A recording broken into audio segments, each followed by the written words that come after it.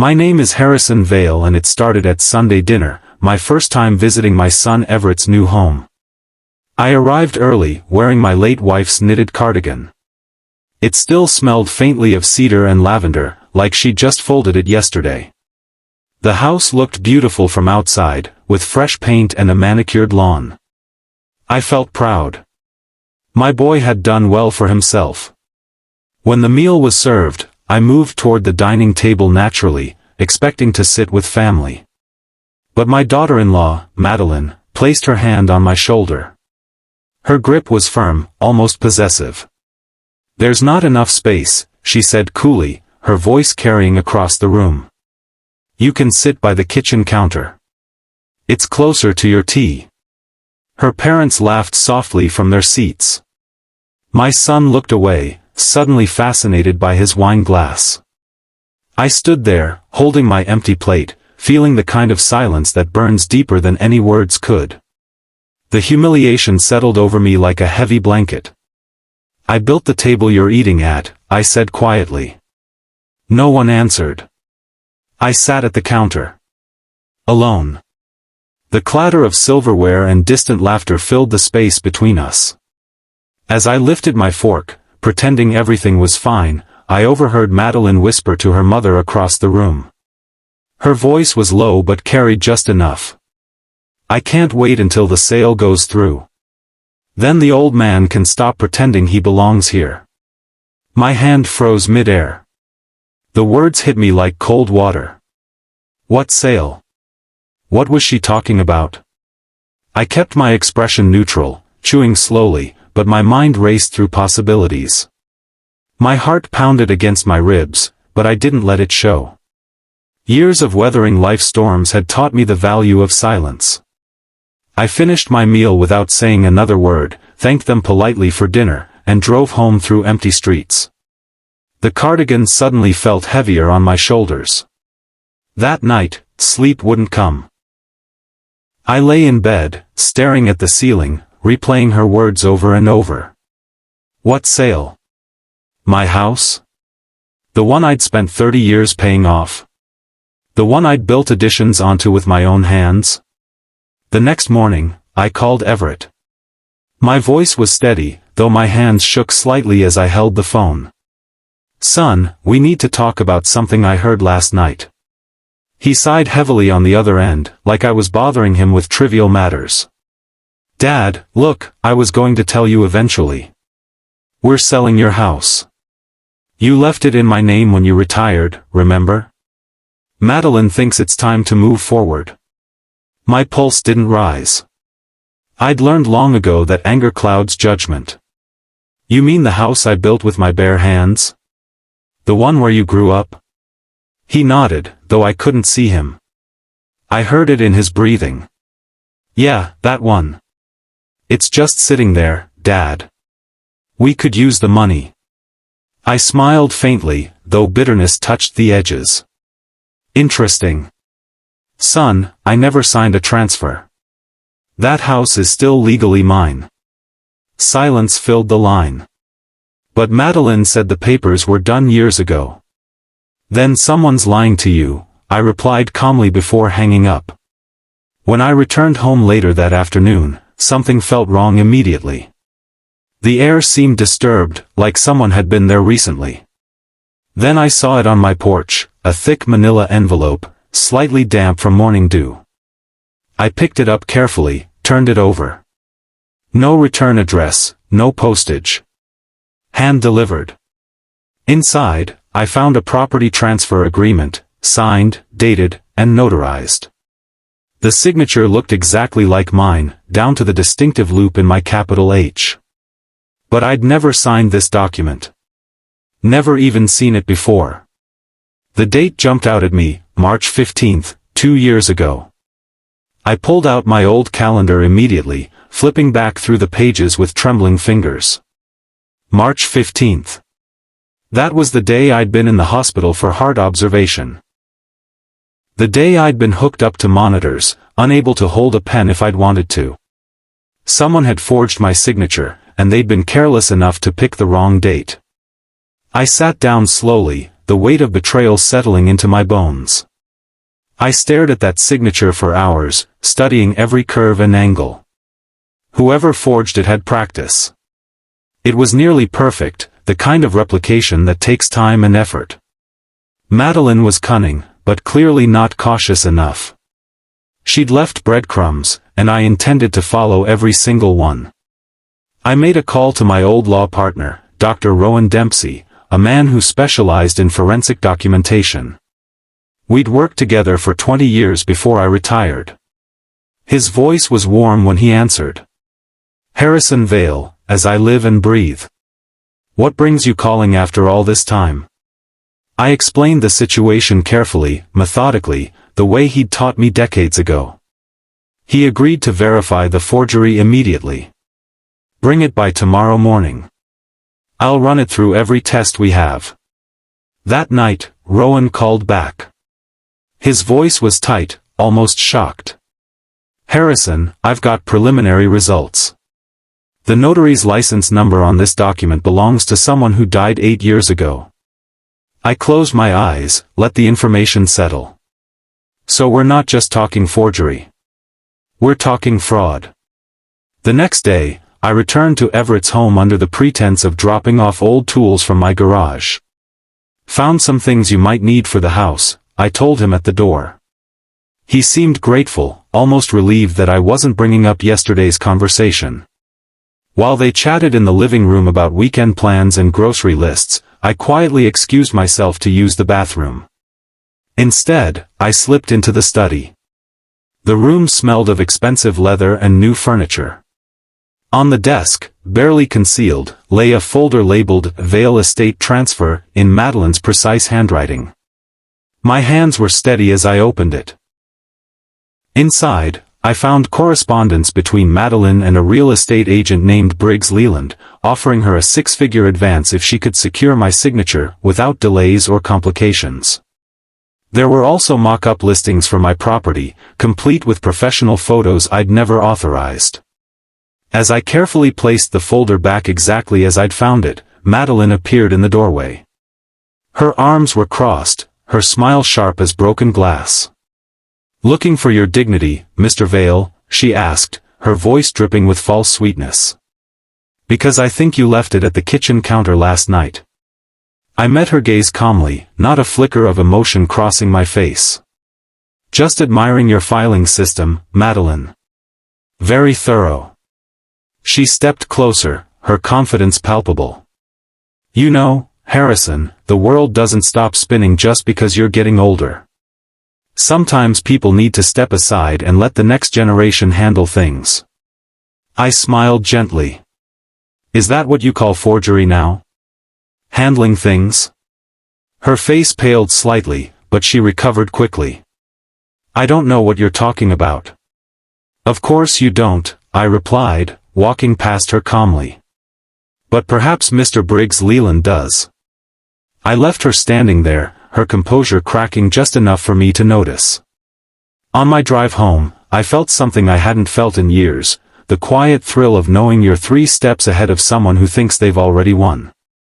Madeline had underestimated the old man at the counter. That would be her first mistake, but certainly not her last. The following morning, I met with Rowan again at his downtown office.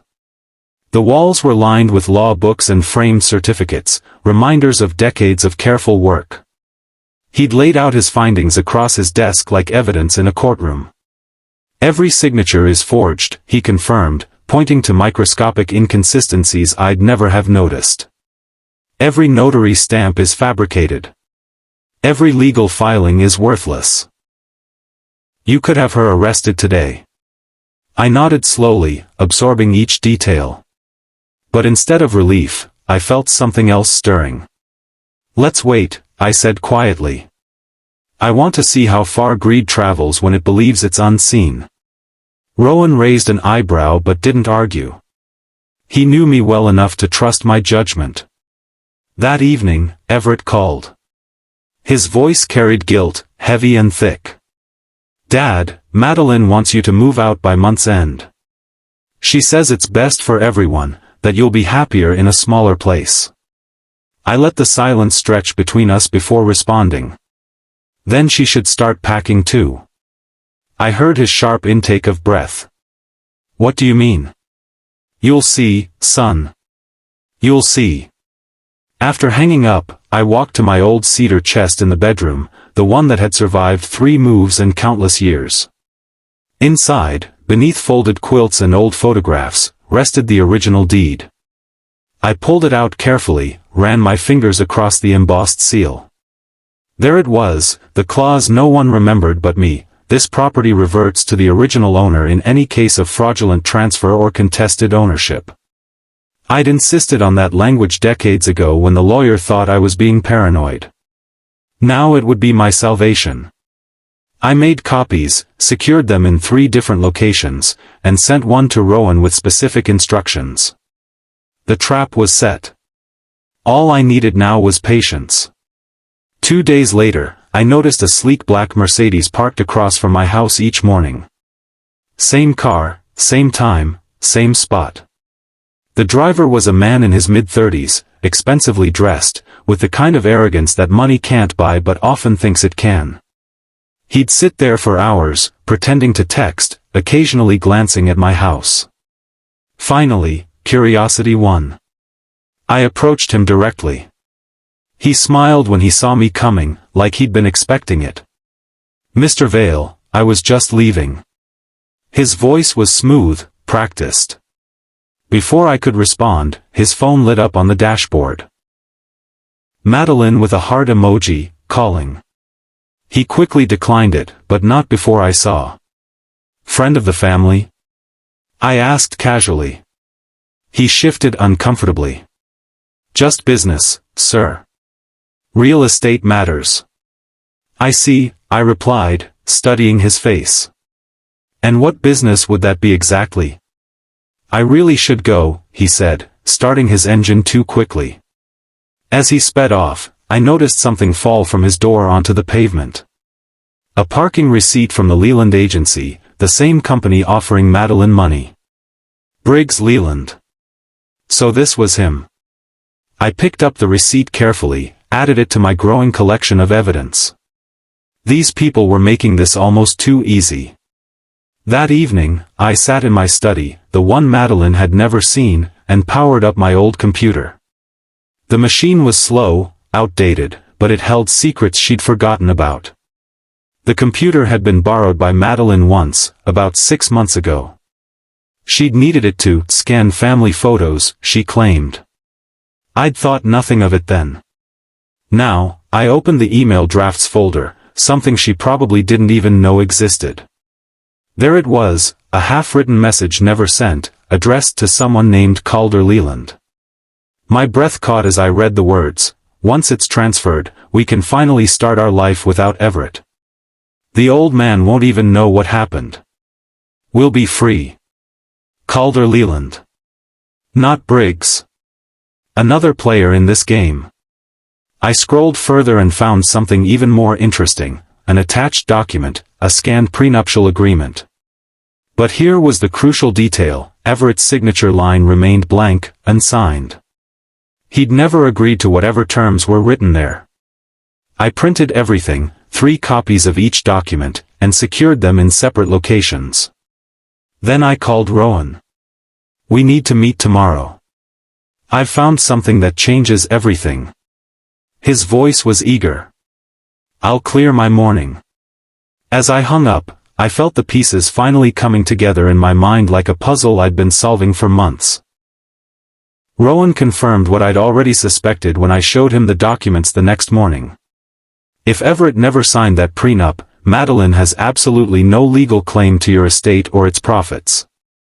Everything reverts to you automatically. He leaned back in his chair, studying me carefully.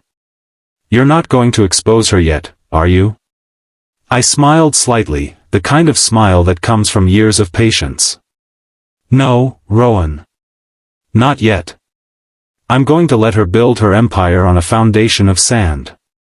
Then I'll watch it collapse under its own weight." He chuckled softly. "You always were 3 moves ahead, Harrison." That same evening, my phone buzzed with a message from Madeline. The tone was surprisingly warm, almost desperate. "Harrison, I think we got off on the wrong foot. Would you come to dinner Friday night? This time, I promise you'll have a seat at the table. Let's make peace." I stared at the message for a long moment before replying simply, "I'll be there." The trap was opening wider, and she was walking straight into it without even knowing. Friday evening arrived with autumn rain. I dressed in the same cardigan from that first humiliation, not as a sign of weakness but as armor. A reminder of what they'd done and who I really was. When I arrived, Madeline greeted me with theatrical warmth, her smile practiced and perfect. "Harrison, I'm so glad you came. Please, come in." The dining table was set beautifully, candles flickering, wine breathing. Everett looked uncomfortable but hopeful. Her parents were there again, watching with barely concealed curiosity. Dinner began with small talk and forced laughter. The food was excellent, I had to admit. But I barely tasted it, my mind focused on what was coming. Then Madeline lifted her wine glass dramatically. To new beginnings and fresh ownership. To moving forward as a family. A courier knocked on the door precisely at 8. Madeline answered, returning with an envelope. She placed it before Everett with practiced grace. "Darling, the final papers for the sale. Mr. Leland needs your signature by Monday. It's just a formality really." She tried to make him sign right there, pen already uncapped. I leaned forward slowly, my voice calm as still water. "Before you sign, son, perhaps you should ask your wife who Calder Leland is and why she calls him every night after you sleep." The room went completely silent. You could hear the candles flickering. Madeline's face drained of all color. Her hand froze mid-air, wine glass trembling slightly. "How dare you," she began, her voice rising with false indignation. But I pulled out my phone, pressed a button, and her voice filled the room from the speaker. "Once the deed's in my name, Calder, will sell it and disappear. Everett's too blind to notice. He never questions anything I do." Everett's hand began to tremble visibly.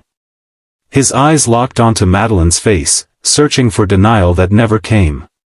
"Maddie, is this true?" he whispered. She burst into tears, the practiced kind that had probably worked 100 times before. "He's twisting everything. He hates me. He's always hated me." I stood slowly, gathering my hat with deliberate calm. "The truth doesn't need to shout, Madeline. It only needs a moment to be heard." As I walked toward the door, my phone buzzed. A text from Rowan. I glanced at the message as I reached my car. "Harrison, we found something bigger. Calder Leland isn't just her lover. He's wanted for corporate fraud. And he used your address to launder money." I sat in my car for a moment, letting this new information sink in. This wasn't just about a house anymore. This was criminal enterprise, and somehow I'd become an unwitting participant. The next morning, word began spreading through Brookhaven like wildfire. Small towns have long memories and even longer tongues. By Monday, the grocer greeted me with a knowing smile. "Mr. Vale, I heard your daughter-in-law got caught with the Leland boy. That true?" I didn't answer directly. Truth has a strange way of walking on its own feet. It doesn't need an escort. Within hours, every coffee shop and church pew hummed with whispers. Madeline tried damage control, posting photos of family unity on social media. But the photos looked hollow. Everett's eyes were distant in every shot. Her smile looked strained, desperate. That afternoon, I walked past the town hall and saw something that made me stop. A for sale sign planted firmly on Leland's office door with another sign underneath it reading "Under Federal Investigation." A man in a navy coat knocked on my door the following morning. Detective Jonah Norcross, sharp-eyed and professionally polite. "Mr. Vale, your name came up in our inquiry into Calder Leland's financial activities. He laid a folder on my kitchen table, opened it to reveal bank transfers, all listing my home address. Did you authorize any of these transactions? I shook my head firmly. Son, the day I start laundering money is the day I forget how to plant tomatoes. He chuckled softly at that, but his tone dropped serious. Funny thing, Mr. Vale. One of the signatures on these accounts matches your daughter-in-law's handwriting almost perfectly. I wasn't surprised, but I let him see appropriate shock on my face. Norcross leaned in closer, his voice dropping to almost a whisper. There's one more thing you should know. A joint account, opened 6 months ago, with your son Everett's name on it. He's listed as co-signer. My heart sank despite my preparation. Everett wasn't just blind. He was involved. That night, I sat at my desk with black coffee, staring at the papers Norcross had left. Everett's signature appeared again and again, page after page. I called Rowan that night, my voice heavy with realization. He wasn't just blind, Rowan. My son was actively involved. Rowan sighed deeply. Harrison, maybe he got roped in. Maybe Madeline manipulated him into signing things he didn't understand. But I knew deception when I saw it. I'd spent decades reading people, reading contracts, reading situations. Still, I refused to let rage control me. Instead, I decided Everett needed to face what I'd faced, humiliation in public silence. The next day, I drove to the police precinct and quietly submitted my own statement. Not accusing anyone directly, just documenting facts and timelines. Small moves in a larger game. Brookhaven held its monthly council meeting that Thursday. To my surprise, Everett and Madeline showed up together. He looked pale and drawn. She hid behind oversized sunglasses despite being indoors. Halfway through routine business, Councilman Peters made an announcement that changed everything. Due to the ongoing federal investigation into Leland Properties, we're freezing all development projects on the Vale estate pending legal resolution. Madeline gasped audibly. You can't do this. We have rights. Peters turned to face her directly. Ma'am, the land belongs to Mr. Vale. Unless you can prove otherwise with legitimate documentation. The townspeople began applauding. Not loudly or dramatically, but enough for her to feel it rippling through the room. Everett lowered his head, unable to meet anyone's eyes. As I rose to leave, Madeline hissed under her breath as I passed. You're destroying your own son. What kind of father does this? I stopped, leaned close enough only she could hear. No, child. I'm teaching him how a man reaps what he sows. That's what fathers do. Late that same evening, Detective Norcross called again. His voice carried urgency. We raided Leland's office today. Found some recordings you need to hear. He played one over the phone. Madeline's voice, low and trembling, Everett, if your father finds out about the accounts, we'll lose everything. I told Calder we could use your name. He said no one would trace it back to us. Then Everett's voice, barely audible, defeated, I didn't want to do this, Maddie. But you said it was for us, for our future together. My chest felt heavy, not with anger anymore, but with something quieter and deeper. Disappointment. Even the brightest apple can rot, I said softly, when it forgets the tree it came from. I hung up slowly. Outside my window, headlights appeared in my driveway. Everett's car. He'd finally come to face me directly. He stood at my porch, drenched from evening rain, trembling visibly. He didn't knock, just stood there looking broken and ashamed. When I opened the door, he said softly, Dad, I didn't mean for it to go this far. I stepped aside to let him in. Son, meaning fades when damage is already done. He dropped the truth like broken glass on my kitchen floor. Madeline said the money was for property taxes and legal fees. Calder made me sign forms. I didn't know what they really were until it was too late. I poured him coffee, watched him struggle to meet my eyes. For just a moment, he was my boy again, not a man lost to ambition and manipulation. But the silence between us said more than any words could. After a long pause, he slid a flash drive across the table with shaking hands. "You need to see this," he whispered. She recorded everything. Every conversation, every plan. "I found it yesterday." I picked up the drive carefully, held it like evidence in a trial that would determine all our futures.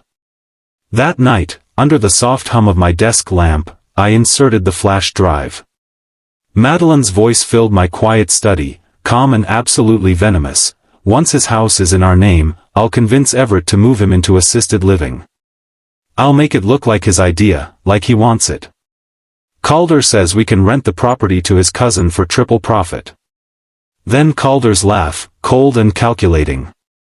"And when the old man's gone, we'll rename it the Leland Vale Estate. Has a nice ring to it, don't you think?" I paused the recording, let out a long, slow breath. "They forgot something important," I said to the empty room.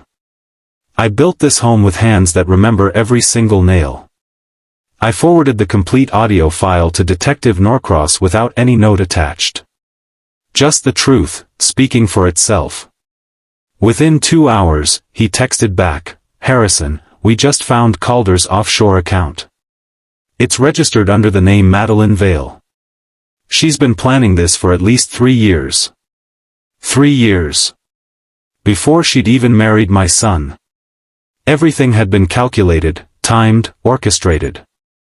Everett had never stood a chance against someone that determined and that cold."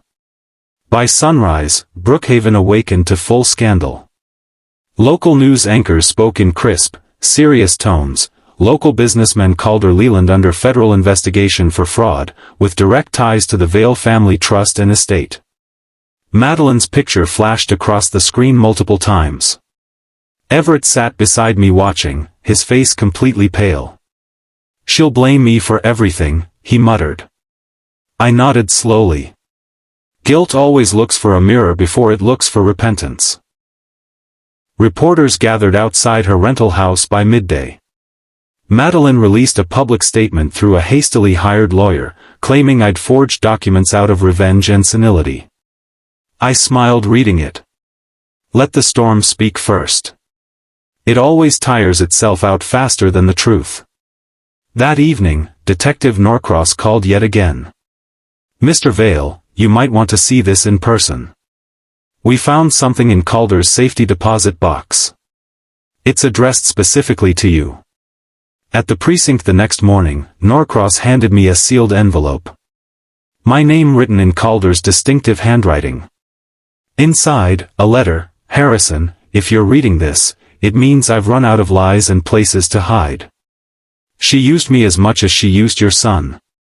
She threatened to ruin my family if I didn't play along." The letter continued, "You and I aren't so different, just men who loved the wrong people and paid the price." There was also a photograph attached, showing Madeline and Calder together in a hotel bar. The date stamp read 2 months before she'd even met Everett. This had been planned from the very beginning. For a moment, I didn't feel anger or vindication. Just deep, profound pity. "She's been building this house of deceit long before I ever set foot inside it," I said quietly. I folded the letter carefully, slipped it into my vest pocket. It's time the community hears the truth directly from my lips, not filtered through lawyers and reporters. I called for a public meeting at Elderwood Hall, the same way our town had settled disputes for generations. The hall filled quickly with familiar faces, neighbors, townsfolk, local press, curious onlookers. Madeline arrived last, flanked by her expensive lawyer, chin held artificially high. Everett sat near the back, pale and silent, looking like he wanted to disappear. I walked slowly to the front, took the microphone with steady hands. "I was told I was too old, too slow, too simple to understand deceit," I began, my voice carrying clearly through the old wooden hall. "But I've learned over 70 years that evil often dresses itself in charm and courtesy, and calls it ambition.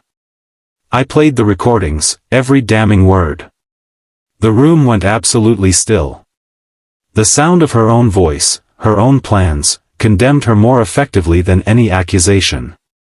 She stood suddenly, shouting. "You're lying. You manipulated those recordings." I looked at her gently, almost sadly. "Child, you can lie to this town, to the courts, even to yourself. But you cannot lie to a man who's already forgiven you." Then I simply walked out, leaving the crowd in stunned silence and her standing there exposed. As I reached my car in the parking lot, Everett ran after me, tears streaming down his face unchecked. "Dad, what happens now? What happens to us?"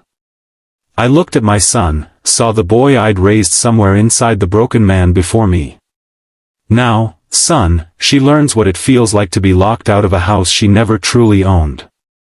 Madeline returned to what had been my house that evening, only to find every lock changed. Her suitcases sat neatly on the porch, carefully packed, dignity intact but access denied. I'd instructed the caretaker specifically, respect her dignity as a human being, but not her deceit. From the gate, she screamed at the windows. "You can't do this. Everett will fix this. He'll make you stop." I stepped outside slowly, calm as a clock tower at midnight. "I already fixed it, Madeline. You just don't happen to like the design." Everett watched from a distance, torn between guilt and something that might have been respect. That night, a letter arrived from Madeline's lawyer, threatening to sue me for emotional distress and unlawful eviction. I poured myself tea, smiled at the legal language.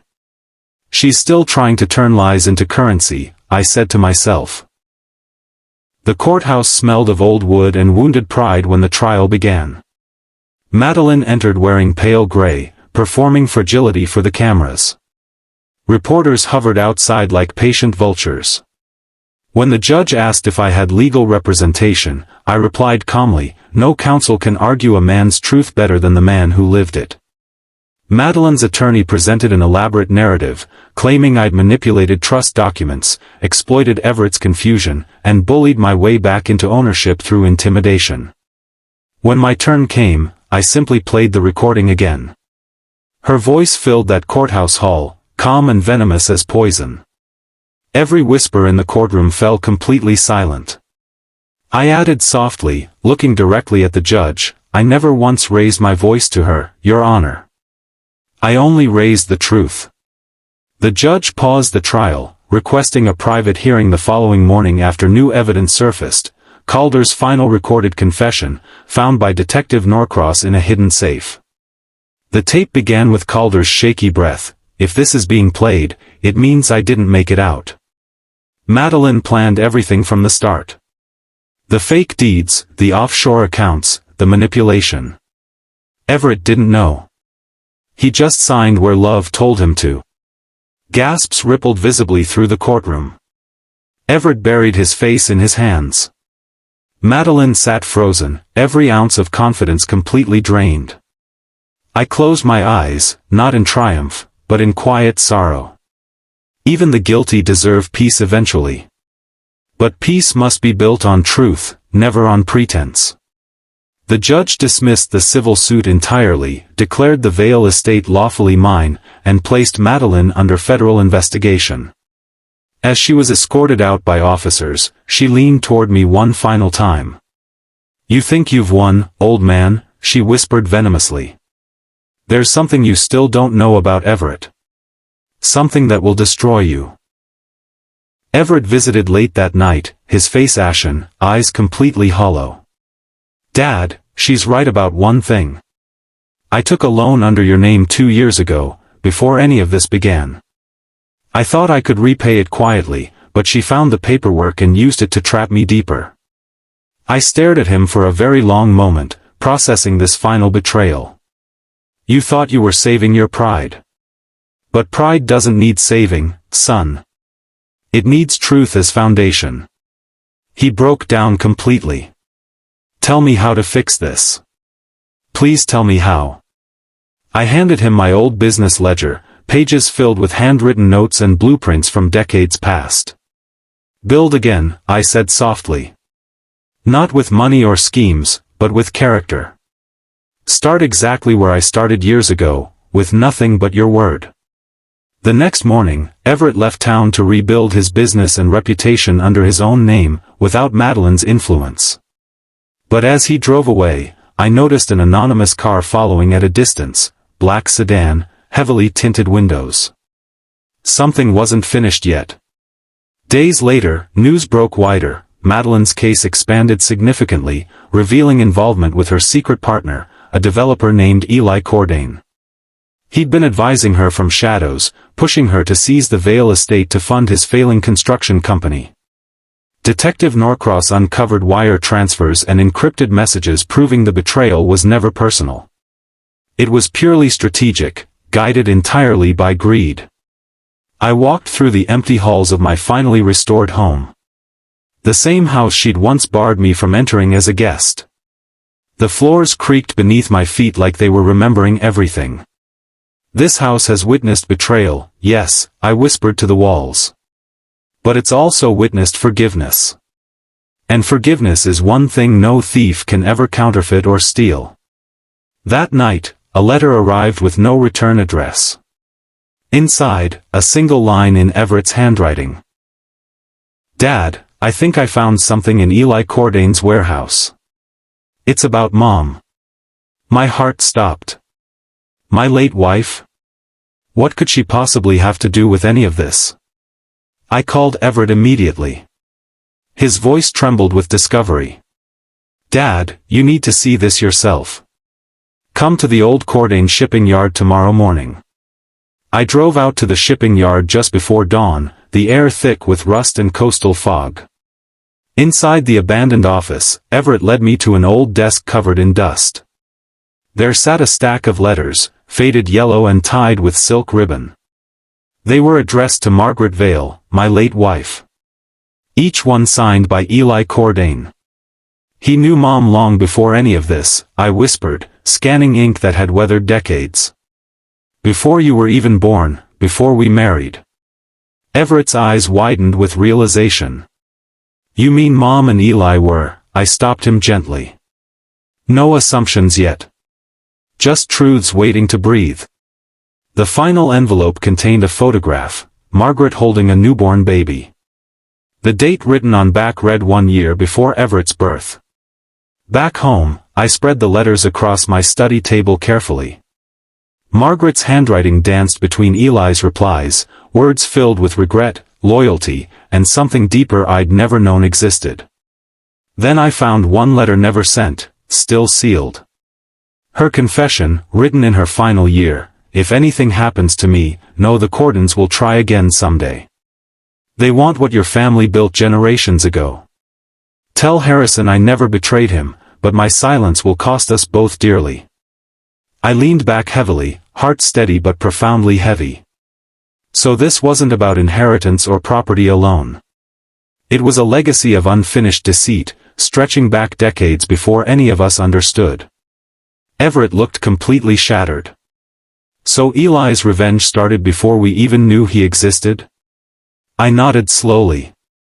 And Madeline was just the newest pawn in a very old game. Detective Norcross called within the hour. Mr. Vale, you should sit down. Eli Cordain was found unconscious in his office early this morning. Poisoning. He left a suicide note behind.